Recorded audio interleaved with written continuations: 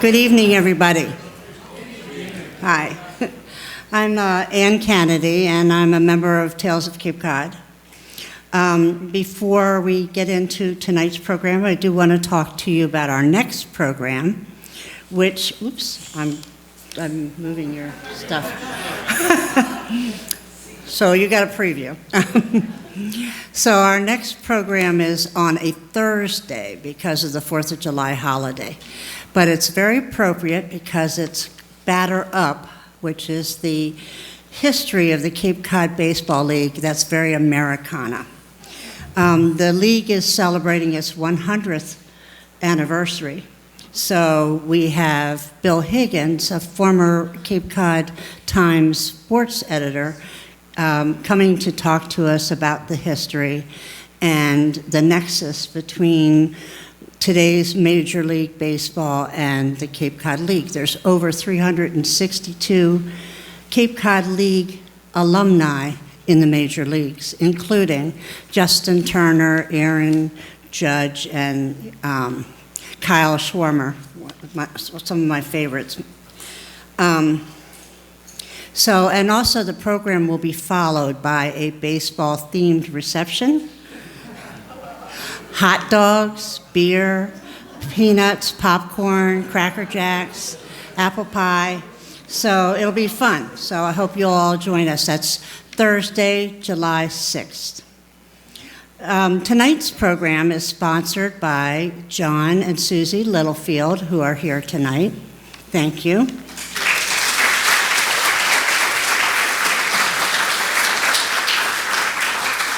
And it's also sponsored by Lloyd George, who I have not seen, and I hope, oh, hi, Lloyd. Thank you. So we are very pleased tonight to have an old friend back with us. Don has spoken to our audience many, many times. He's a very popular speaker and author of several books, including Henry Beston's Cape Cod, Shipwrecks of Cape Cod, and A Brief History of Eastham. He's also a teacher of local history and a tour guide. So we welcome once again Don Wilding.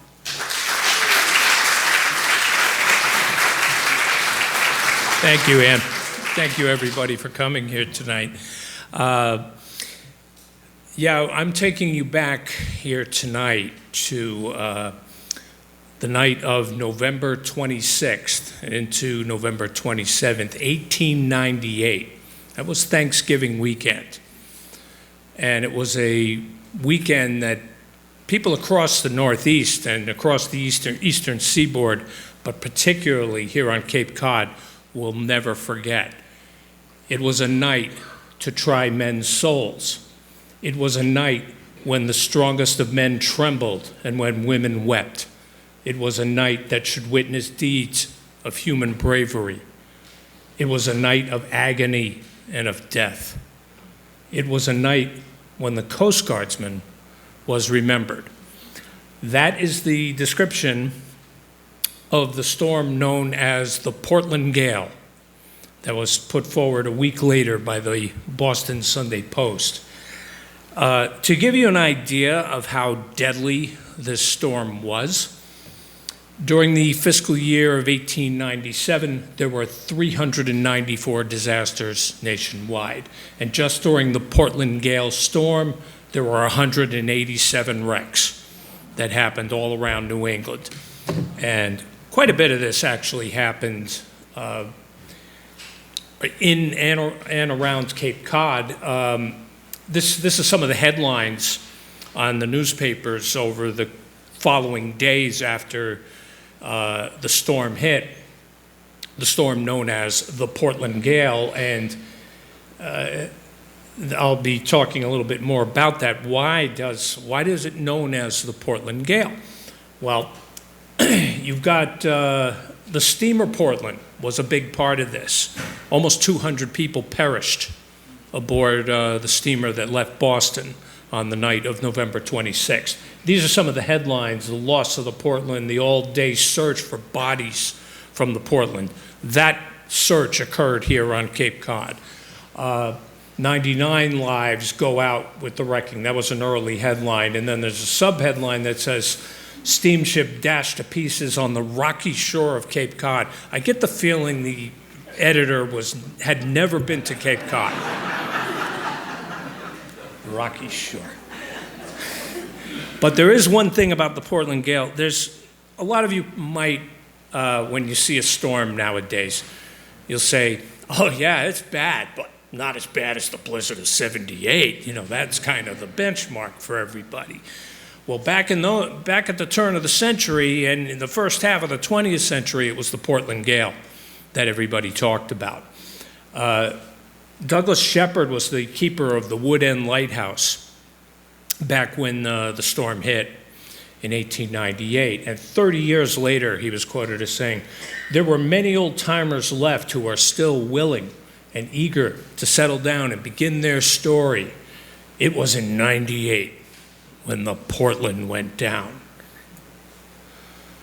All told, 456 people perished at sea.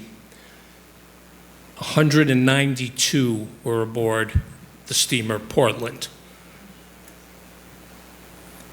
So that particular weekend, starting on November 26th, Saturday after Thanksgiving, very calm.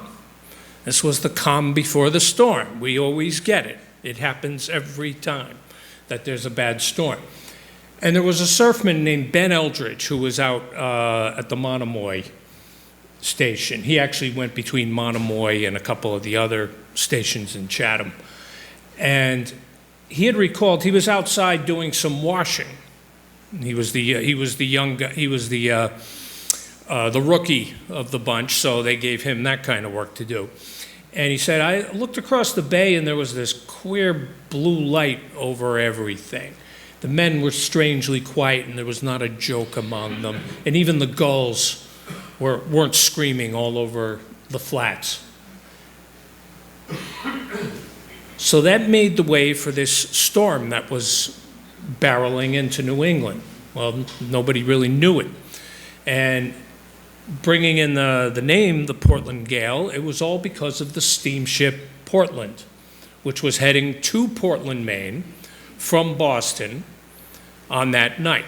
The Portland and the Bay State were both sister vessels, these beautiful, huge steamers that would go transporting people and freight in between the two cities. One would go from Boston to Portland, the other would go from Portland and the other way around. And the Portland was leaving Boston, and the Bay State was going to leave Portland. Bay State didn't leave Portland. They opted not to go.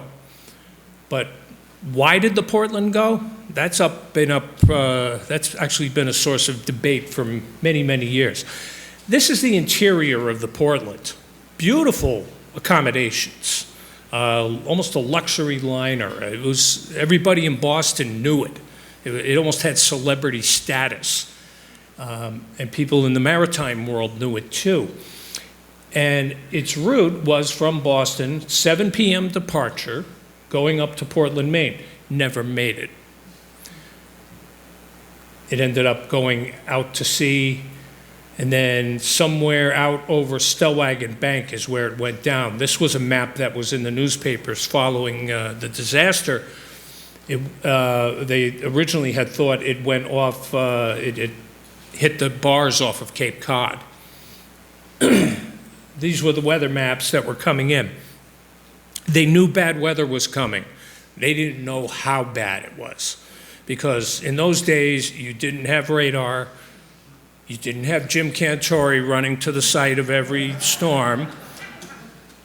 It was a big mystery to a lot of people. So they knew bad weather was coming. And they even knew there was a possibility of 2 storms, but they didn't know what was going to happen here. The captain of the Portland, this fellow named Hollis Blanchard, he had recently been promoted, and there were warnings about the incoming weather, but it wasn't going to stop him from his appointed rounds, getting off at 7 p.m. There was a lot of talk that Blanchard was often pressured to make these runs. They would tell him, no, you have to go. And that's not the way it played out after the disaster. The Portland Steamship Company was actually denying everything and saying, no, we told him not to go. But there was always, they didn't want to cancel a passage if there was a chance to make one, because the line's prestige. There were also passenger fares that would go to the main railroad. They were the main competition at that point, and also a delay in freight delivery. Blanchard thought he could beat the storm to Portland. And the weather report he received had a storm moving in from Michigan, but not so much about another storm that was coming northeastward from the Gulf of Mexico. So when you have those storms colliding, you get what they like to call now bombogenesis. Okay? So this was Blanchard going to the Weather Bureau a lot. He would go to the Weather Bureau and get updated on what the latest forecasts were. And again, they said, well, you're being too careful. And that's, a lot of people thought maybe he felt pressured that he had to go. So when he finally did leave at 7 p.m., at 7:37 or so, it began snowing as the Portland was making its way up the coast. And things started just to get worse. Hurricane-force winds within a couple of hours, and the snow was driving. Now, what happened to the Portland? Nobody's really sure what happened. But when you have wind gusts that were 90 to 100 miles an hour, at least, Truro had a 90-mile-an-hour gust. Other places had about 100. Visibility at sea also was terrible. Joshua James at the Point Allerton station in Hull said that the visibility at sea was about 100 yards at best. And within 2 hours, you had nearly 200 vessels from Casco Bay to Martha's Vineyard just looking for safety from the storm. The theory is that, unable to shelter around Newburyport, if Blanchard had tried to bring the Portland into port along the North Shore, he would have been met with certain disaster, is what a lot of people believed. The Portland ended up getting swept across the bay. And a lot of people thought maybe he was trying to reach Provincetown Harbor, but that made it even more difficult, especially with the winds changing to the northwest in the later part of the night. And by Sunday morning, there were a lot of reports of the Portland having been possibly spotted off of Cape Cod. Daybreak on the Sunday morning, the 27th, Sam Fisher was the keeper of the Race Point life-saving station in Provincetown. He heard a lot of bells and whistle blasts, 4 of them actually, offshore, but he couldn't see anything. This was during a slight lull in the storm. This storm actually, much like the blizzard of '78, it developed an eye. So even though you think of those with hurricanes, but also winter weather systems develop them as well. So in this case, he hears these bells and whistle blasts, and he thought this is the Portland. This is how well known it was in all these circles.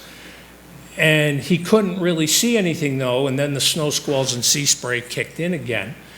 Another one that might have seen it was the Ruth M. Martin, Captain Michael Hogan. They were fishermen trying to get back to Provincetown, and they were having a heck of a time with it. And they, too, thought they saw a large side-wheeled steamer out there in the over Stellwagen Bank area, struggling. He said maybe this was the Portland as well. And then there was a story from Brewster of the Mary A. Tyler. I'll tell you more about this captain in a little while, but Captain Alan Bragg of the Mary A. Tyler was going from Maine to New York, and his vessel, the Tyler, broke up in Cape Cod Bay, and somehow he survived. But Bragg told his daughter many years later that they had passed so close to the Portland that he could have touched it, but he couldn't give any help. Now, a lot of people, again, the story is not clear as to what happened. This is what an artist thought might have been the scene inside any given steamer that was in distress, like the Portland. It's the water taking on water. They don't know how quickly it happened, but it was at a point where the scene was probably something like that. 7:30 Sunday night, a surfman named John Johnson from Race Point recovers a life preserver with these markings on it, Steamer Portland. This is not a life preserver, but something else from the Portland. But he said he brought that back, and then within the next few hours, there was a whole bunch more of things from the Portland washing in with the rising tide.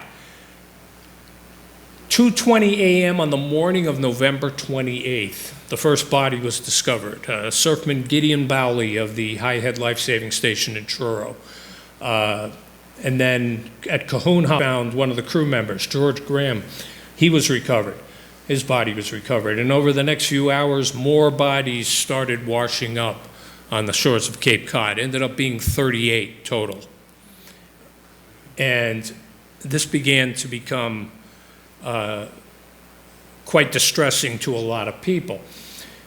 A lot of the bodies and pieces of wreckage, most of it came ashore between Eastham and Chatham because of the way the currents go. Even though the vessel went down over Stowwagon Bank, the currents took them down to that area.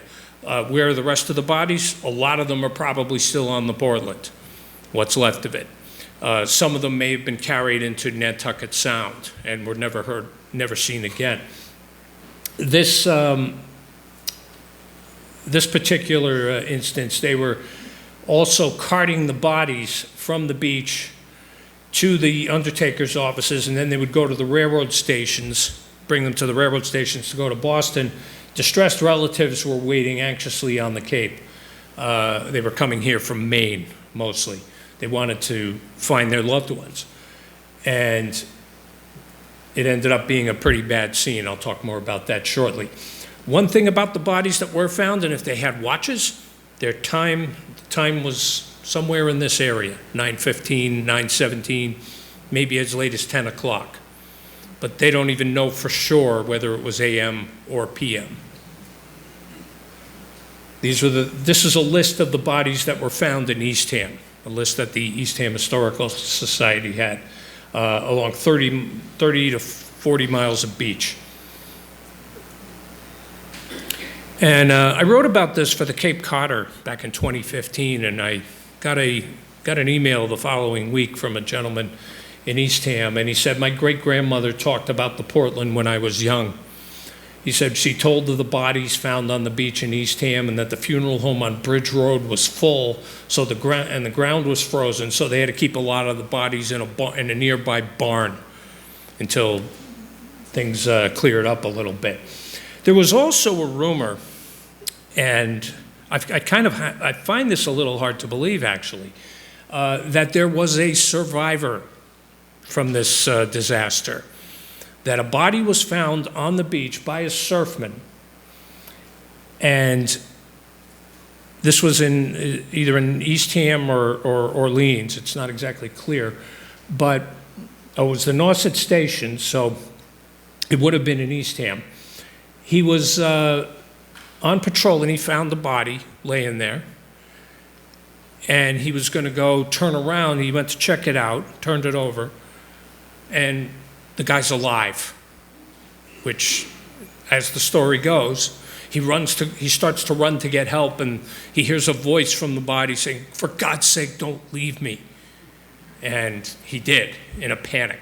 He ran to get help. By the time he got back, the guy was dead.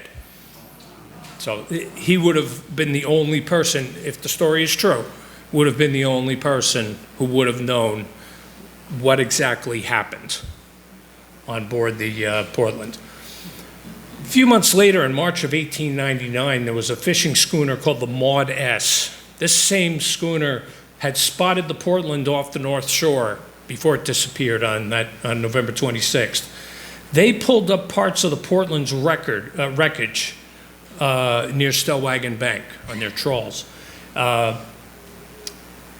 They even ran it past one of the officials of the Bay State steamer, and he said, yes, those are from the Portland. This seemed to have been forgotten over the years, though. There was quite a while there where Edward Rose Snow, the writer, was checking things out, searching for the Portland. He never found it. He did organize a group of people that were coming down, of the families of the deceased from the Portland, who would come down to the Cape every year to remember the disaster, and there was even a plaque put up at Highland Light. But Snow never actually found anything. They did finally locate it in 1989. 460 feet of water off of Stellwagen Bank, in Stellwagen Bank area. So that's a marine sanctuary. So you can't go down inside it and explore. Not allowed. The Bourne-based Historical Maritime Group of New England was the group. John P. Fish and H. Arnold Carr of Bourne, both of Bourne.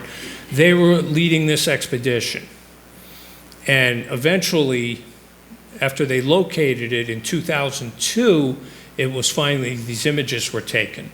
NOAA and the Stellwagen Bank National Marine Sanctuary and Klein Sonar Associates of New Hampshire took these images of what was left of the Portland. So it's still there.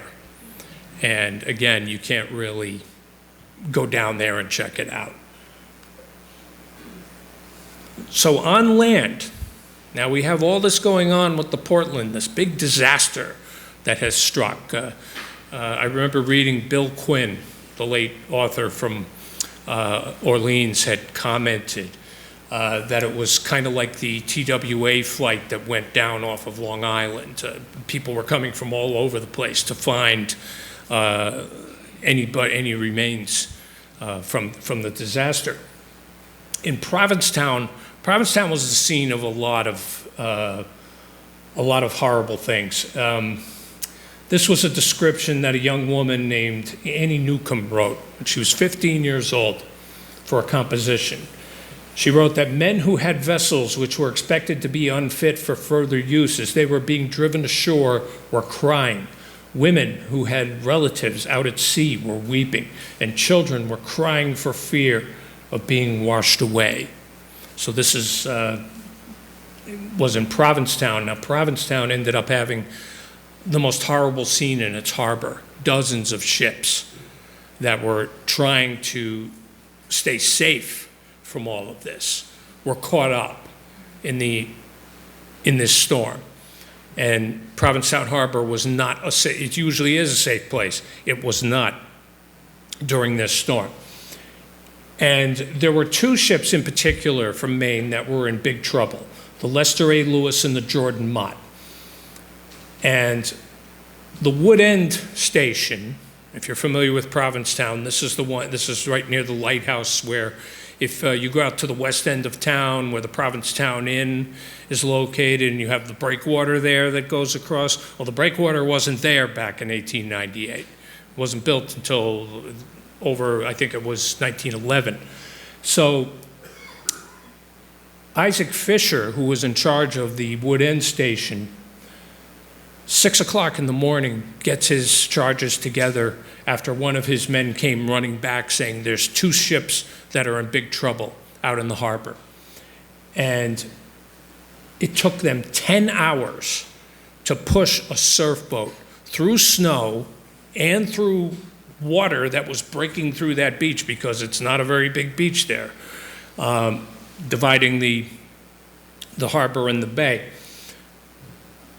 They took 10 hours just to reach these two ships. And they got there, and there were 5-man crews on each one of them. And by Sunday night, 6 of those 10 men had frozen to death. And a lot of boats were also piling up in the West End. Debris was everywhere. So they had to work their way through this water that was filled with all kinds of debris being tossed around as well. So it was a very dangerous scene for them. And the surf, meanwhile, had come all the way up to the back door of the Wood End station. The Mott was sunk to her upper works when they finally got the boat out there. And the captain and the cabin boy were nearly dead, and their companions had to keep beating them to keep them from freezing. And the captain's father, he was the steward of the ship, he was already dead, encrusted with snow, and the lifesavers pulled 4 men off of there alive. The Lester Lewis, not as fortunate. 4 men in the rigging were frozen to death. Another was frozen inside the cabin, which had no roof on it. And they assumed that the Lewis crew had actually given up and passed on before the lifesavers arrived.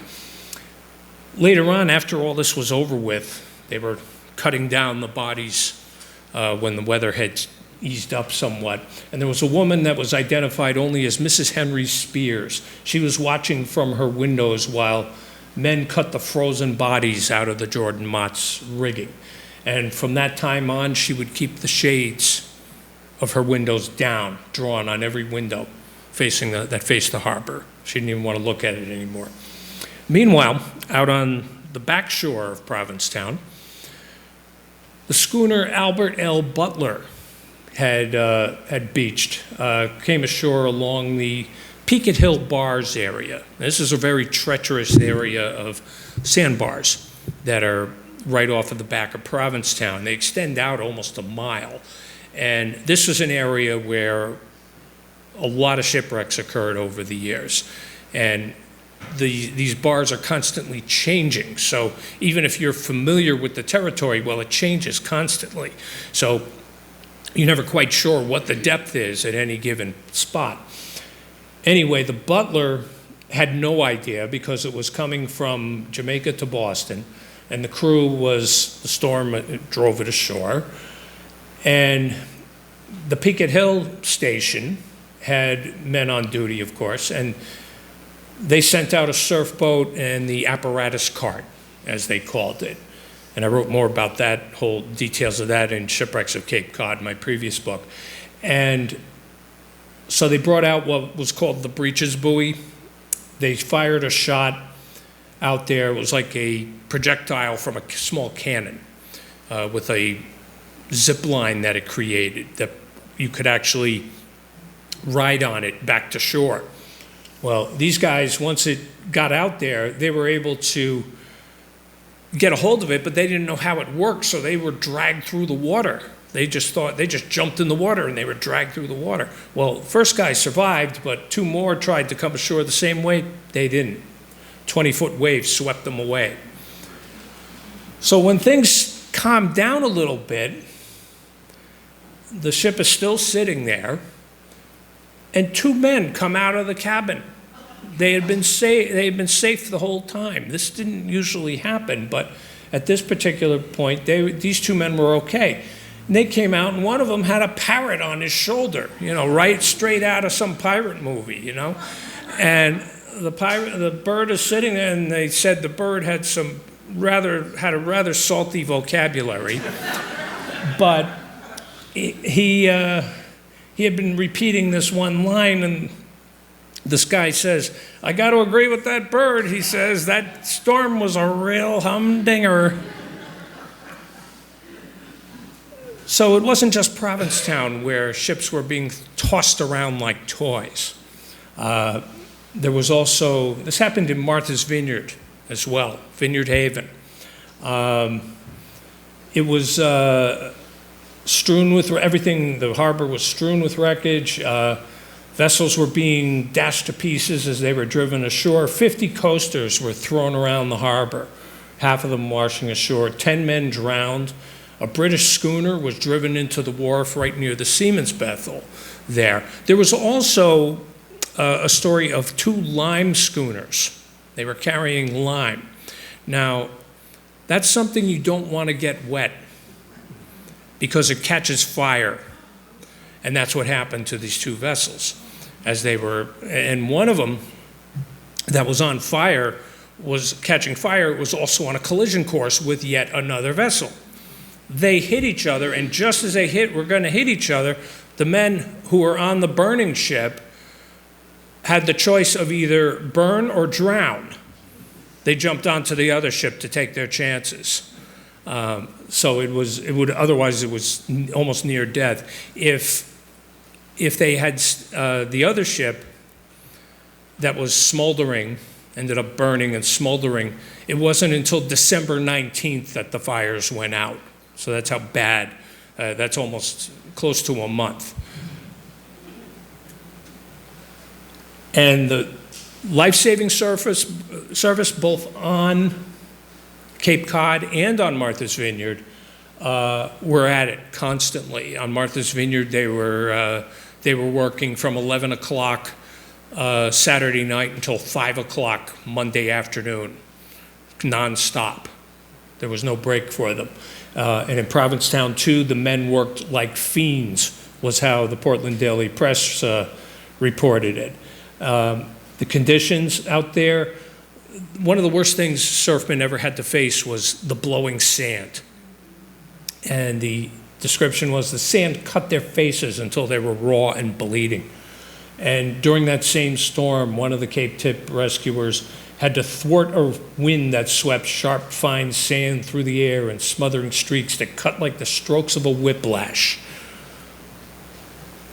And a lot of these guys were just exhausted from this work, and they were also, they were completely unnerved. It was distressing to find all of these bodies on the beach, and they never knew. And these bodies come up, and a lot of them some of them look like they hardly went through anything, but then others were very disfigured, ravaged by the elements. There's some descriptions I provided in the book that are of what happens to a body when it's underwater for this long and before it washes ashore, if it makes it to shore at all. The surfman said, Ben Eldridge said, it was a terrible week we spent. Sometimes we could just see a hand sticking up in the sand, and when we dug, of course, we exposed the body. And one of the lifesavers' duties was to transport the bodies to the proper authorities for burial.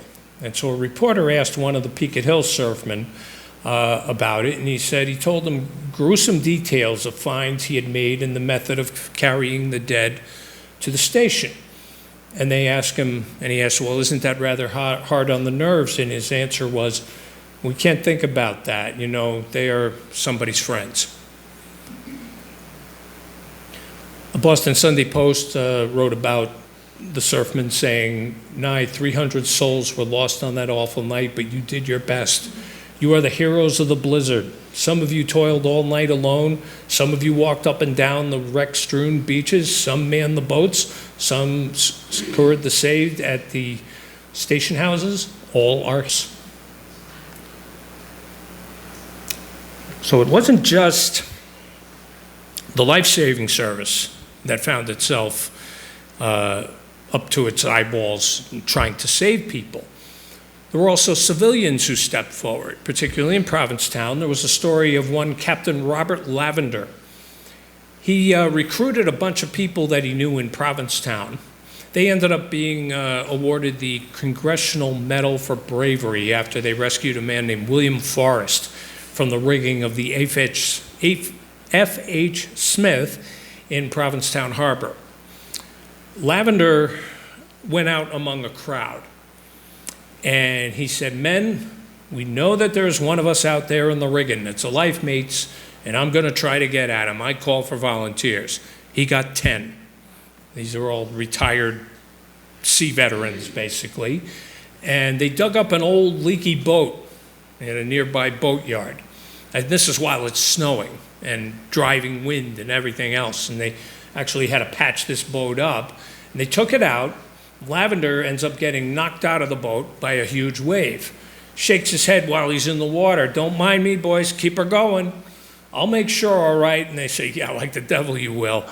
And they said they managed to pull them back on board, and people on shore were watching this, and they cheered them on. And they got to the Smith, and the masts are about to give way, and they yell out to him, all right, matey, you swing clear of the shrouds and gear and let go. He drops into the water, and they quickly pulled him up into the rescue boat and brought him ashore. So that was just one of the stories of the citizens helping out. And then there were the people of the press. Now, imagine if you had a storm like that nowadays. Of course, you'd have the Weather Channel here. You'd have every major news network hanging out here. But in these days, it was just newspaper people. That was it, newspaper reporters. That was pretty much the only media. And they had reporters. The Boston papers had reporters here on the Cape. One of them worked for the Boston Herald. His name was Charles Ward. He was based in Chatham. Ward had he was gathering a lot of stuff that was going on during the storm, and he was going to file a story. And then he caught what was part of a telegraph message going from Highland Light to Hyannis that told about the Portland. It said, Portland missing. Portland is gone. And so he had to get this into the Herald. Phone lines were down. There was no communication with Boston. The trains also were experiencing problems. A lot of the tracks had been washed out. So he had quite an ordeal on his hands. He managed to get on what they called a work train to East Sandwich. And then the tracks were blocked by snow, and they were also had been taken out by high tides, had actually flooded them out. Ward gets to downtown Sandwich. He borrows a horse, rides it to Buzzards Bay, catches another train, this time to Boston, and then he gets into Boston, gets to the office, climbs the stairs, barely gets up the stairs. He's so wiped out at this point. And gets in there. He still doesn't spill the beans either about what he's got here. He didn't tell, he was sitting next to another reporter on the train even, and he wouldn't tell him. And he finally gets in there, and he gets alone with his editor as he's barely standing up. And then he passes out, but he tells him first what had happened. Passes out. The editor was supposedly waking him up with shots of whiskey or brandy or whatever. And so he finally got the story in, and this was a big deal. He ended up getting $500 for this story, which in those days was pretty good. And he lost consciousness there for a while afterwards. There was another reporter named Frank Stanion who worked for the Boston Globe. And this was a few days after the storm. In fact, there was another storm that was hitting the Cape midweek after the Portland storm. And more wires are down. He can't communicate with Boston. So he's thinking, oh my God, what am I going to do here? So he used a rather unusual relay system to get his story in. A lot of the reporters were staying at what was called the Shattuck House in Orleans. And this was kind of the headquarters for all the media people. And Stanion was saying, how am I going to get this story in? And so he heads back out while all the rest of his friends all the other reporters are sitting around eating and drinking. He goes out, and he's walking up what is now Route 28. And he's walking past this building, and he could hear the click of a telegraph key in there. And in he went, and finding out it was a telegraph station. It was the French cable station. It's now the French Cable Museum. But in those days, yes, this was one way of communicating. And he got in there, and they were doing very little business because the telegraph line to New York was down. So the superintendent there, a British guy named Hugh Osborne, he was in charge of the station. He says, oh, come on in. And they figured this out. In a matter of seconds, the message went from Orleans on Cape Cod to St. Pierre and Miquelon, two islands that are owned by France off of the coast of Canada, under the Atlantic on the French cable to Brest, France. Then from Brest to London, from London by way of British Postal Service to Ireland, and then roughly 2,500 miles to Nova Scotia, and then down the coast of New England to Boston. So this was a kind of a roundabout way to do it, but story got in. Provincetown was also the scene of many reporters coming in. Two towboats had arrived from Boston filled with reporters, and it seemed like Provincetown was full of them all at once. And they're interviewing everyone who had anything to say about the disaster. And the only two hotels in the place were crowded to the very door. A lot of reporters, too, had horse and carriage teams for transportation, especially out to those desolate life-saving stations over the dunes, like High Head or Peaked Hill. They talked about going into the undertaker's office, the unidentified body of a woman that he saw. Thought to be, this woman was about 50 years old. She had a cruel cut on her head, evidently caused by contact with a piece of wreckage while she was still in the water, while the steamer was breaking up. And the press said that these tales were sickening and painful to listen to. We could not but shudder at the terrific tales of this horrible storm. And then relatives were coming, of those that were aboard the Portland, were arriving on the Cape by train in search of their kin, some searching for days, going from one undertaker's room to another. Some didn't find them at all. Railroad tracks were washed out in both Truro and Sandwich. That closed off train service to the Cape for several days. This was the scene in Sandwich. Town neck between Sandwich and Sagamore. 3 to 4 miles of track were washed out, as well as 300 feet of track at the Brickyard in West Barnstable. The Boston Daily Advertiser reported that a tidal wave crossed the railroad track, covered parts of Main Street in Sandwich with 3 to 4 feet of water.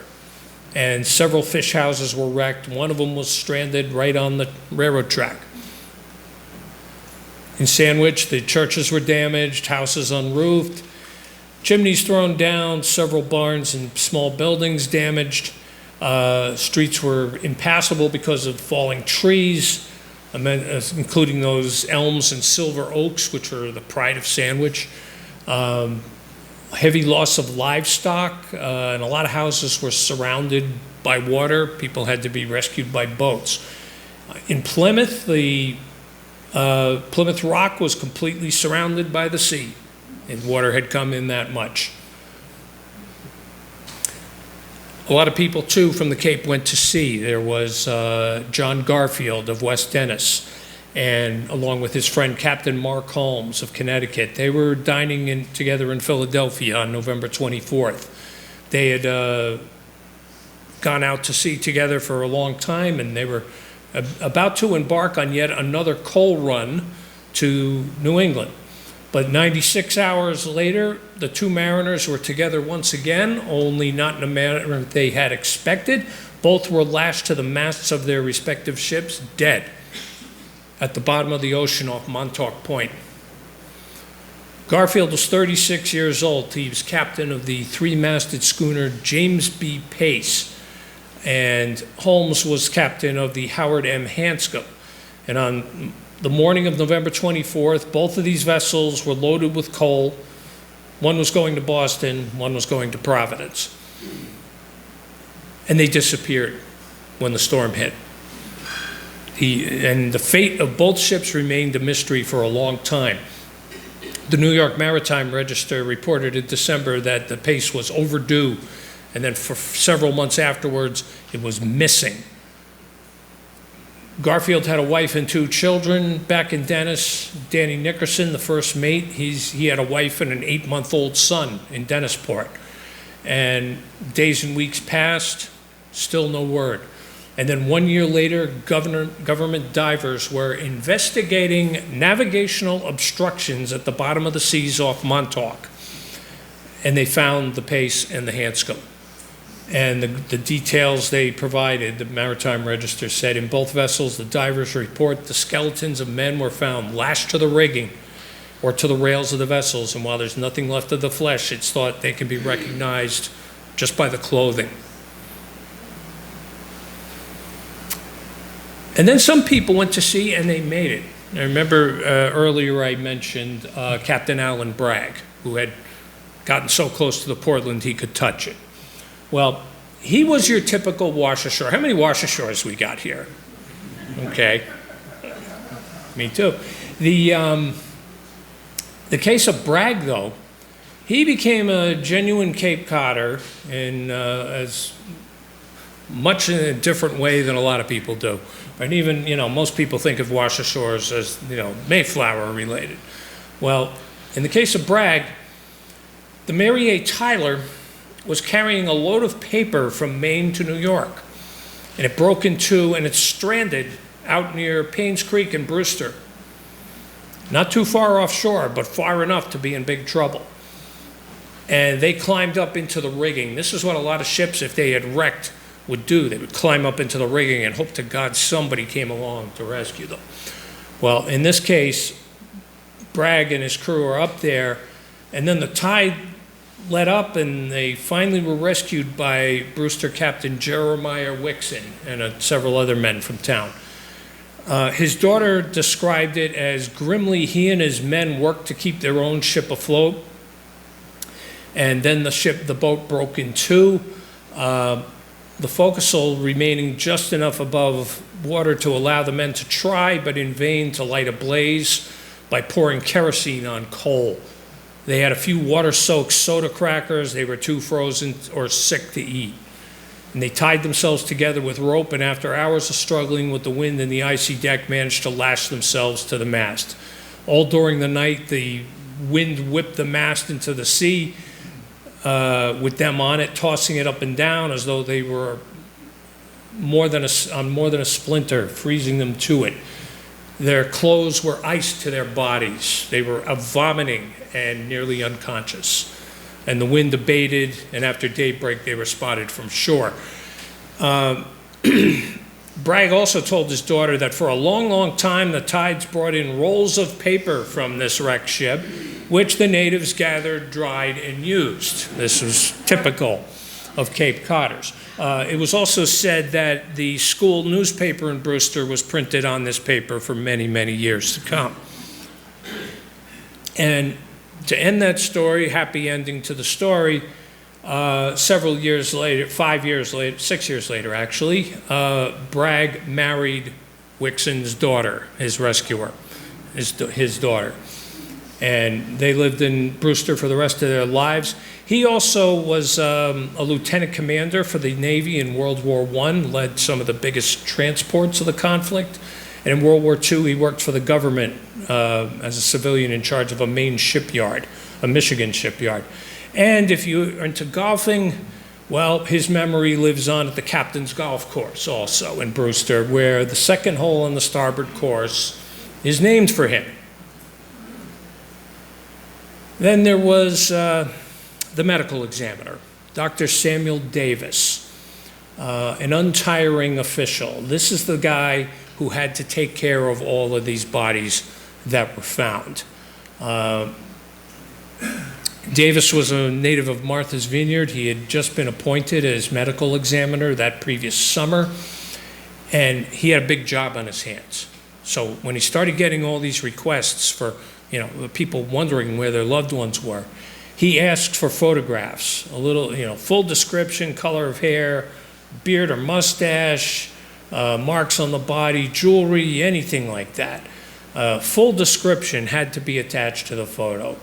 And he said, letters have been pouring into me since Tuesday at the rate of nearly 100 a day. And this was coming, from all over New England. And he said, move all the bodies to Boston.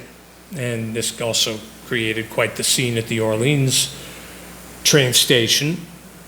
So he was a busy guy too, and eventually got got everything done that he needed to.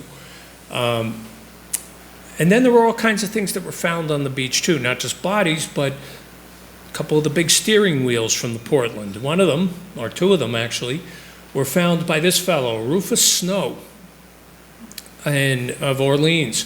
He found this double steering wheel with 200 feet of line attached to it. And he just started taking it around. He exhibited it in Boston and then in Maine, where it was promptly seized by the Portland Steamship Company. They said they destroyed it because they said it hurt their business. And one of the bodies that they found in Orleans was first spotted by a young man. His name was Rogers. And Clarence Rogers, about 20 years old. And Clarence was out walking along Nauset Beach, and he's strolling along, and he spots this body of a young lady wearing only a white nightgown and a black stocking, a single black stocking. So he goes over, he covers the body, runs back from Nauset Beach all the way up to the downtown area of Orleans to the undertaker's office. Well, they get in the cart, they go back, and it was noted that for some strange reason, because the victim was so close to his own age, she was also about 19 or so, perhaps the discovery had been his. Because it was his, the happening held for him a horrible fascination. Back at the undertaker's office, while local officials scrambled to learn who this girl was, Clarence chose the casket. And they said, well, if that's the way a youth sees it, why not? That's what they used. Well, this was not too long after that. They located her relatives in Maine. They came to claim the body. They didn't like the casket he had chosen. So they chose another one. And throughout the winter, Clarence had this morbid fascination with it. He stopped by the undertaker's office on occasion to regretfully view the casket. And later that winter, Clarence got sick. This was probably in late January, early February. Quickly developed into pneumonia. And then he died. He was not the first child and young person in his family to die either. Following his death, they had to choose a casket, and they figured the one he had selected for the young victim of the wreck was the most appropriate one to bury him in. Also, when they went to put his body in the tomb in the cemetery in Orleans, they had found that every day afterwards, a family dog would come and sit by the door of the tomb for quite some time afterwards. And then there was, in closing out, there was a poem written called Loss of the Steamer Portland, written by Captain Frederick Eldridge and the hydrographer George Eldridge of Chatham. And it opened with the lines, on the 27th of November in the year of 98, a northeast blizzard swept the sea, death following in its wake. That summer, it was made into a song also, and had a big impact on a visitor from New York, E.W. Blanchard.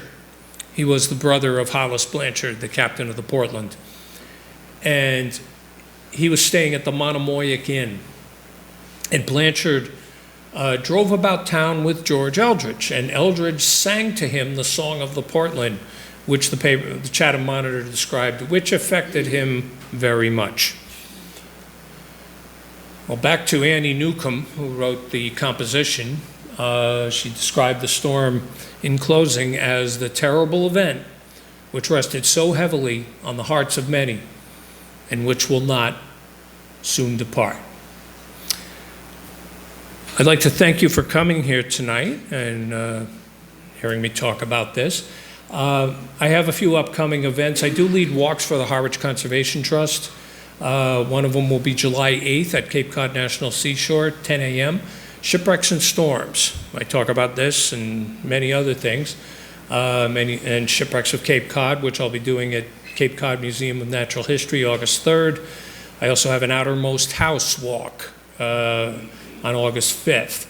Other Portland Gale events too, well, we know that one, but July 13th and 27th, August 7th, 8th, 10th, 24th, September 8th, dwcapecod.com/events online. I have business cards if anybody's interested. Thank you.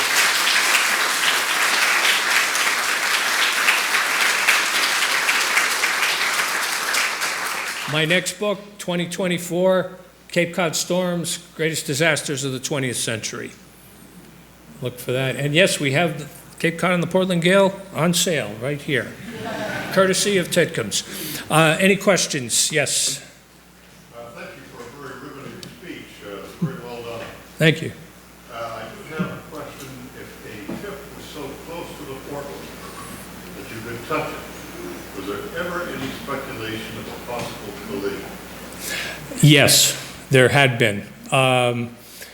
A lot of people thought there was another steamer in the area that disappeared, the Pentagon, I believe was its name.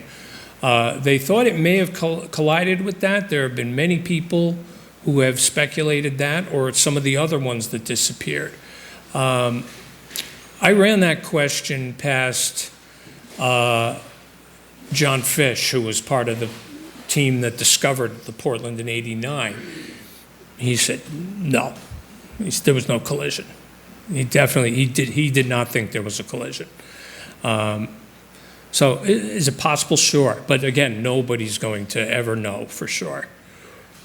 Because especially since you can't get on that ship now or get near it really to find those details that you might need. Also, there was only one manifest, one list of passengers. It was on the ship.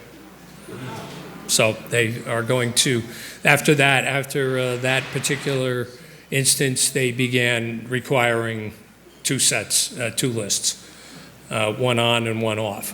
Anybody else? Yes, over here. What was the ship after the Portland? Did they replace it with anything? Did they learn from this disaster? There weren't too many. There wasn't too. They did replace it. But after that, this business began to really decline for obvious reasons.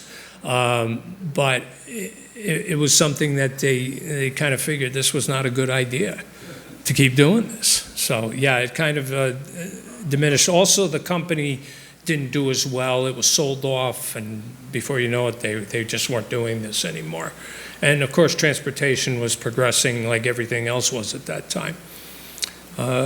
Anyone else? Yeah? Do you know anything about whether the storm changed the topography of the coast at all? I used to teach in Situate, and I was under the assumption all these years that below Third Cliff in Humrock, that the North to South River, the North River was changed, where it went out to the ocean below Third Cliff, and it became the South River as well. Yeah, it did.